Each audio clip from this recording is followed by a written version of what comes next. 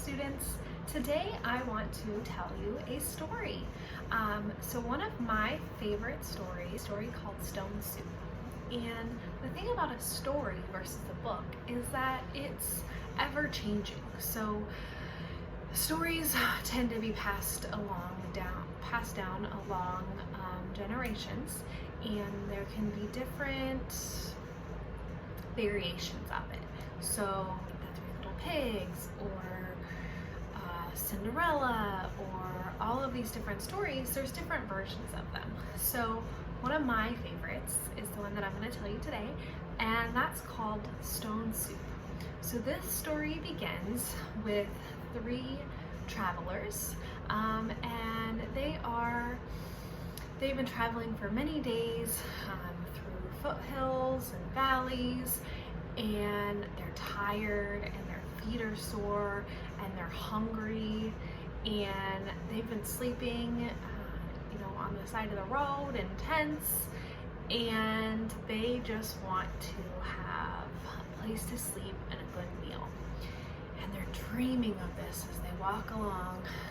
They're talking about how lovely it would be, and then in the distance they see the lights of a city or a town, and so they get excited.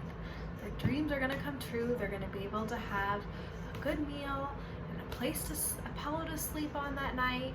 And so they get down, and as they're coming down the hill into the town, the townspeople see the travelers, and they say, "Oh no, these travelers are coming, and they are gonna come and eat our food, and we're already don't feel like we have enough food to feed our families right now."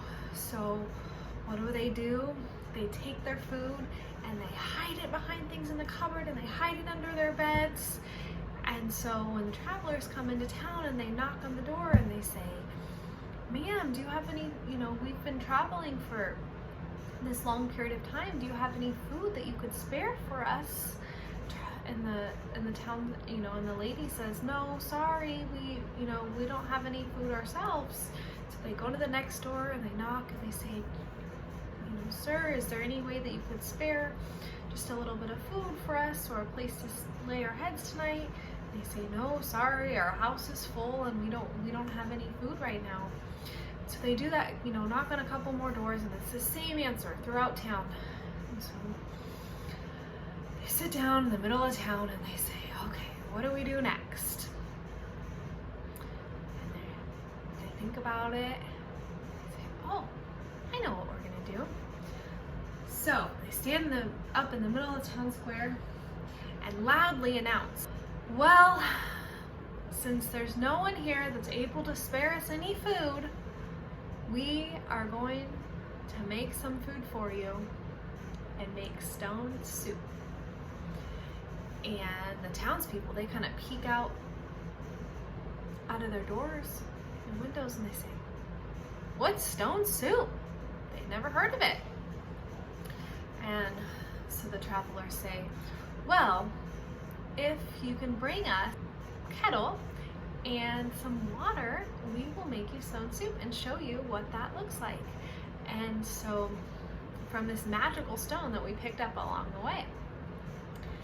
And so one of the townspeople goes, I have a kettle that we can use." And so they get a kettle and they get the water and they put it in the middle of the town square, and the travelers put their magic stone inside of it, and all the townspeople start to gather around. What are they going to create? What kind of soup is this with just a stone? The traveler says, "It might be nice to have every soup needs a little bit of salt and pepper. Does anybody have some salt and pepper that we can use to kind of liven this up a little bit?" And so one of the ladies says, "Oh yes, I have some." She goes from her store and gets it. They put it in. They say, you can't really have a soup without carrots and onions. Does anybody have some carrots and onions they can spare?" One of the gentlemen goes, "I think we might have some at our house." So he goes and gets his. They chop them up and put them in there, and then they say, "Well, this would be a lot better if there was just a little bit of maybe some carrots and cabbage.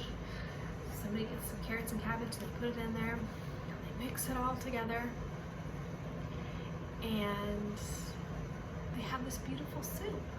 And so once it's all has come together, the stone soup, then they have a big party in the middle of the square.